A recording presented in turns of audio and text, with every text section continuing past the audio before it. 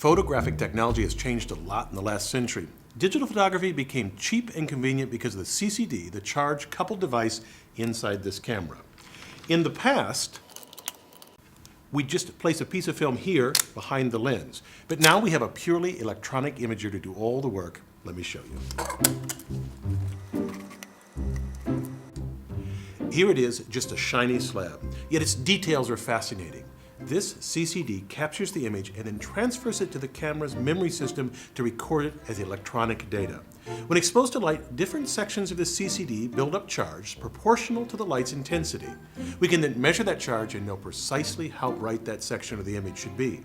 If you enlarge a picture on your computer, you can easily see the tiny picture elements called pixels. Each one corresponds to a single section of the CCD. This is the essence of the digital camera. Several million of these sections of photosensitive silicon in a grid capturing an image. Now, the key to understanding how digital photography became cheap and ubiquitous lies in the ingenious way that the CCD transfers the image into the camera's memory. The easiest and most straightforward way would be to use wires to connect each pixel in an XY grid. But that presents a problem. Here's what goes wrong. After exposing the grid to light, we can use these wires to read the information pixel by pixel, measuring the charge on each section of the grid. This makes sense in principle, except all of the pixels and their electronic components leak a small bit of charge that distorts the charge coming from each pixel and leads to striations and patterns in the image. This distortion, called capacitive coupling, increases as the number of pixels increases. A CCD solves this problem in a very simple way. The pixels have no wires attached to them. A CCD is made from a slab of silicon. To make each pixel within the slab, engineers create insulating sections called channel stops. These divide the slab into rows. The surface is covered with a thin layer of insulating silicon dioxide, and then perpendicular to the channel stops, engineers deposit thin strips of metal, typically aluminum. Each pixel then is one section bounded by channel stops in aluminum. So now we have our grid of pixels. Recall that when light strikes the whole array, the silicon pixels build up charge proportional to the intensity of the light striking them. We then have a captured image stored as charge within each pixel.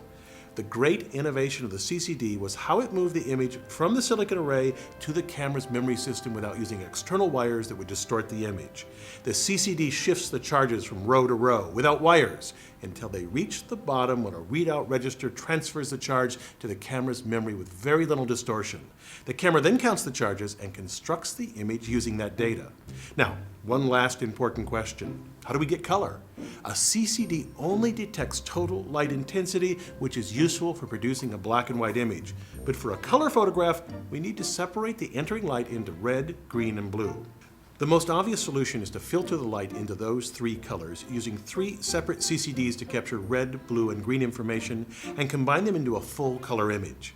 However, engineers have created a cheaper solution. Instead of using three separate CCDs, they use a little math, so they only need one.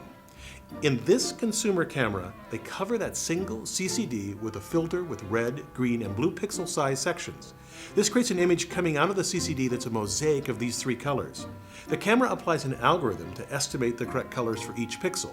For example, if a green filter covered a pixel, we would need to estimate the red and blue components of that pixel. To do this, they'd use the adjacent pixels and average the color intensity for the pixels in question. It works because the image's significant details are much larger than each pixel.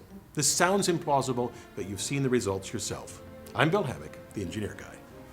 This video is based on a chapter in the book, 8 Amazing Engineering Stories. The chapter features more information about this subject. Learn more about the book at the address below.